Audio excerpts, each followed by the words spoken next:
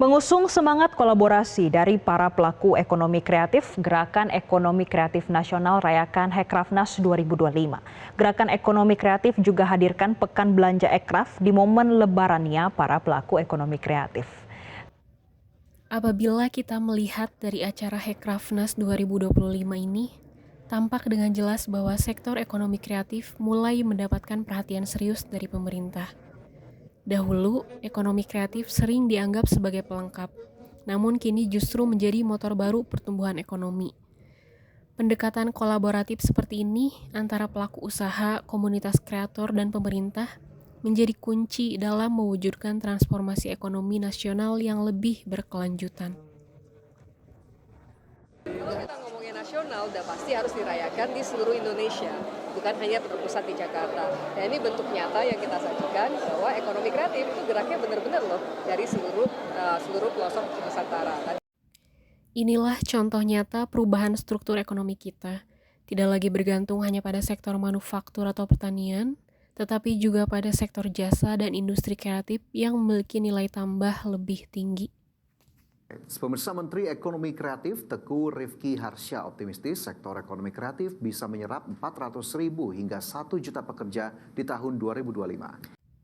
Dari pernyataan Menteri Pariwisata dan Ekonomi Kreatif, target penyerapan 1 juta tenaga kerja pada tahun 2025 menunjukkan optimisme yang kuat. Namun, jika kita melihat realitas di lapangan, tantangan terbesar tetap berada pada kualitas sumber daya manusia dan ketersediaan infrastruktur digital. Banyak pelaku kreatif memiliki ide yang inovatif, tetapi masih terbatas pada akses pembiayaan dan pasar. Sektor ekonomi kreatif ini mempunyai peluang besar untuk penyerap tenaga kerja di generasi muda.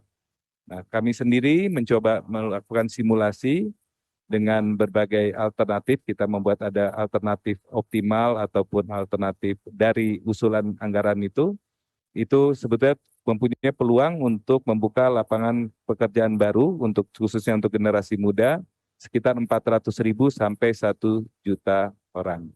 Oleh karena itu, transformasi ekonomi ini tidak dapat hanya didorong dari tingkat kebijakan saja, tetapi diperlukan juga dukungan nyata berupa pelatihan, fasilitas produksi, serta kebijakan yang mendukung inovasi. Pemirsa, Kementerian Ekonomi Kreatif menggelar perayaan Hari Ekonomi Kreatif Nasional 2025 di salah satu bilangan mal di Jakarta Pusat.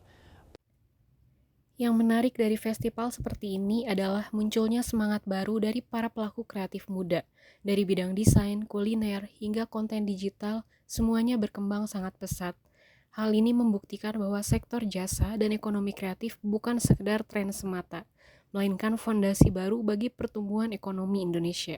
Kita menyelenggarakan Pekan Belanja Ekraf yang bertujuan untuk mendorong transaksi daripada pelaku-pelaku ekraf.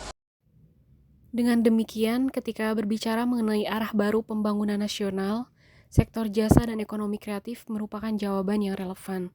Transformasi struktural perekonomian Indonesia kini bergerak menuju arah yang lebih inovatif dan berorientasi pada nilai tambah.